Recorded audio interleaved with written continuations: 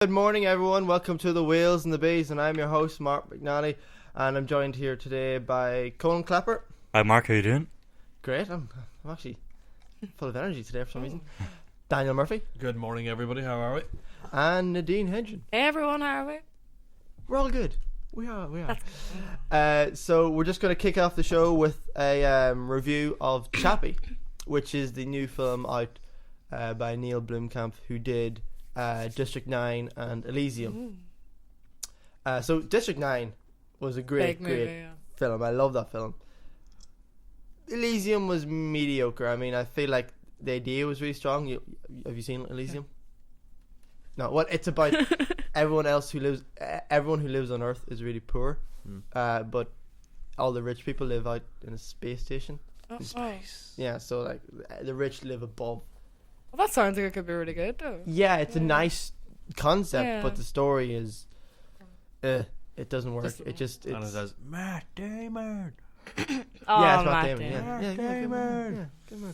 And so CHAPPiE came along, and I went on the internet now to see what the reviews were after I'd gone and seen it, and that film got a lot of hate. I mean, a lot more than Elysium.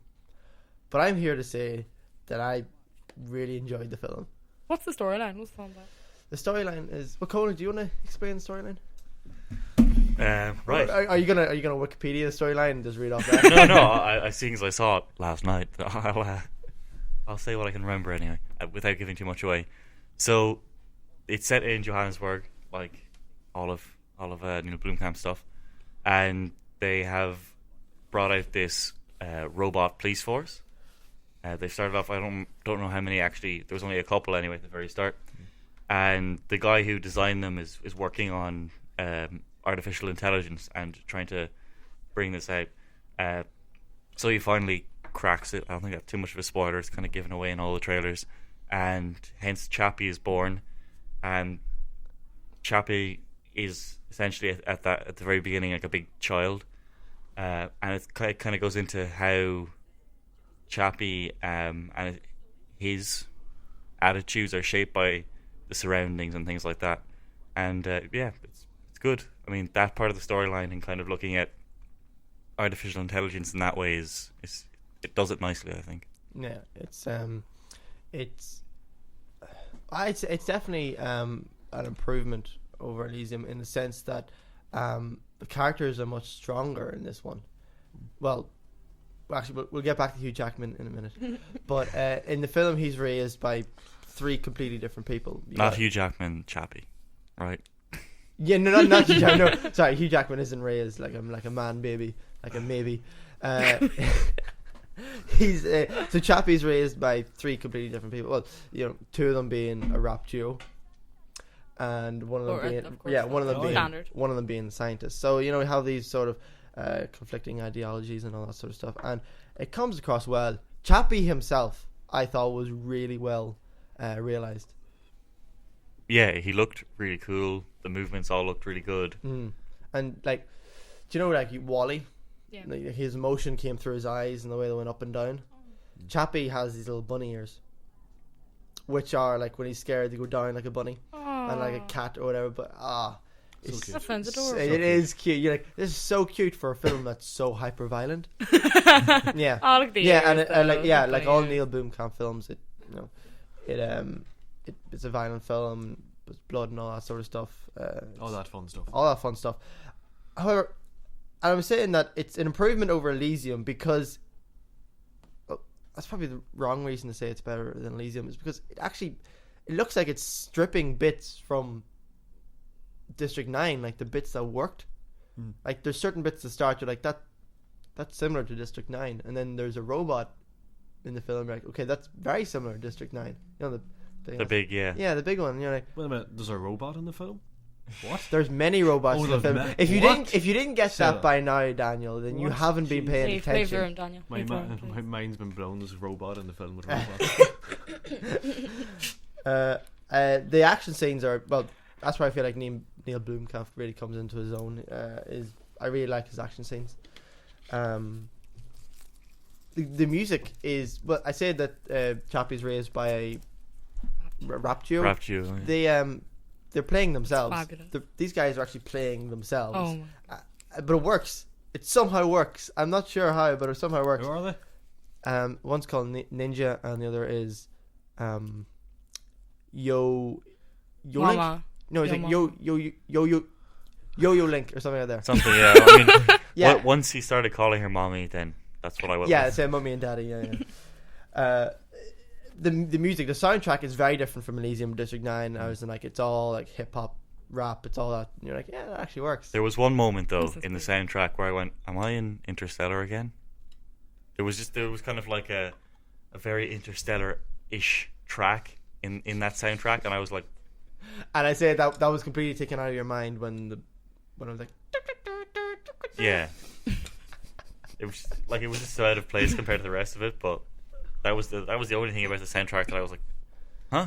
It had the like do do do, and I was like, right, okay, wrong film. It's like Hans Zimmer got mixed up and put some of his Elysium or his Interstellar soundtrack into CHAPPiE. yeah. So I think we've talked a lot about the pros. Cons wise, Sigourney Weaver's in the film. You know, Alien. Oh, Yeah. yeah. She's in the film. That's all you can say about her. Oh. She is. that's I mean, I love Sigourney Weaver. I always had a great affection for Sigourney Weaver, and she just comes in. She comes in. Yeah, well done, Daniel. He comes in. So she comes in, and she's basically on auto act. And if you hit her out of the scene with a broom, or just like scare her off with a vacuum, she wouldn't have made a difference to the film. I mean, the film could have easily done without her. If they fleshed out her character, gave her more to do, you would have greatly appreciated. You know, these two big people like Hugh Jackman and Sigourney Weaver being in the film. You would be like, yeah, You would think. but no. Wolverine What do you the think, Dawn Colin? from Alien? Yes. Yeah, I agree. She was just there to be a There. face that you knew. I think she was there because they could afford her. Like, And maybe there was extra scenes with her in it and they cut them, but it just seemed like just some woman in an office and that was it. It's a waste of an actress that has that caliber, you know. Yeah, and I must say the thing about like CHAPPiE, the reason why CHAPPiE isn't better than District 9 is for he makes like very odd directorial choices, and some of the dialogue doesn't work. There's a bit where the guy's like, Daniel, whatever you're doing is coming across. Oh, well, It's sorry. coming across on the mic. Swiping your phone? No. No, okay. Sorry. What was I talking about? Yeah, no, there's a bit where the guy's like, he's like, CHAPPiE, be creative, CHAPPIE, and he's driving off in his van, and he's like still shouting to CHAPPiE as he's driving off. Be creative, you let your creative flow through you, and you're like, it That's doesn't- awkward. It was a bit cringy. Like there is certain bits you're like okay, that wasn't really necessary. But I kind of suppose that's Neil Blomkamp coming into his own, because it's sort of I still feel like he's trying to find himself. Yeah. But I feel like did you read the reviews of the film after? I'm looking at some of them. I mean, looking at Rotten Tomatoes, it's got 27% from the critics. And now, Was it that bad? hang on. Do you think it deserved 27? Not that low. No. That's surprising to me. I mean, I can see. Do you There's think just one here. It says CHAPPIE's a mechanized Jar Jar Binks. he's not? He's not. There's a bit with a chicken in which you're like, That is good. please don't let it be this the entire film, and it doesn't. So you're like, okay. So you forgive it. You forgive the chicken scene. That's what I'm saying. Yeah, it's just. I mean, there was some great moments, and I think the core relationship between the three gangsters and Dion, who was the main character played by Dev Patel, and CHAPPiE, that worked really well. And then they had these like little storylines that went off, and it kind of just was there to bring in the violence and the action. Yeah. And it took from it, like they had Hugh Jackman as this like devout Christian who loved guns, and that was it. Like that was his character, Oh. and he just wanted to be successful and have the biggest guns. yeah. That is essentially Hugh Jackman's both character. weapon and muscle. Yes. In terms of biggest guns. Oh, I see what they did there. Oh, no.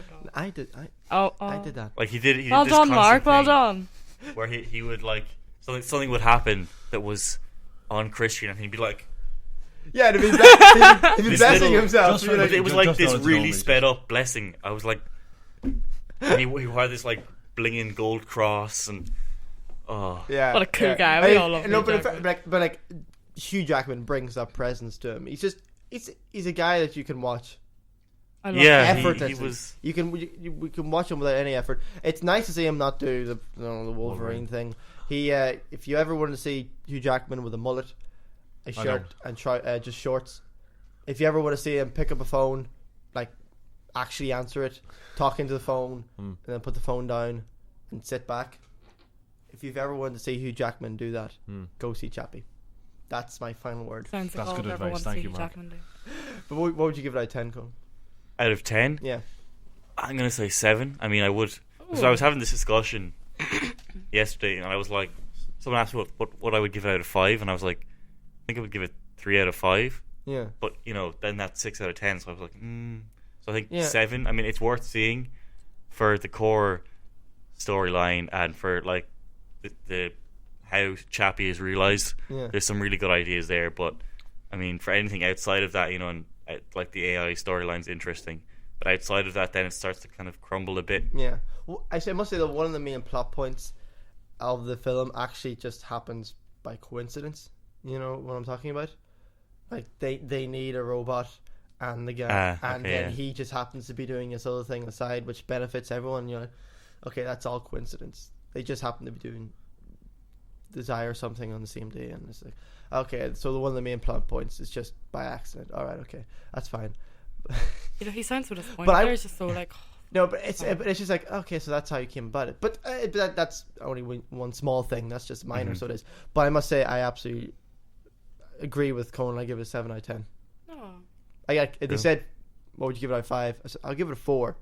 Oh, that's quite good. But I really mean a 7. Like, I'm just rounding up. Yeah. Okay. Yeah, well, I was the lower end of the 7. He's the higher end of the 7, obviously. Yeah. Because it's got. I'm looking at the ratings here. Rotten Tomatoes of audience rating 66%. On IMDb, it's got 7.4. Is it 7.4 out of 10? I'm glad I got that. Which I mean, that sounds kind of like where you're coming from. So. Yeah. So Chappie, average review score here is 7 out of 10. That means you can go see it if you want, and you should be able to enjoy it. Yay!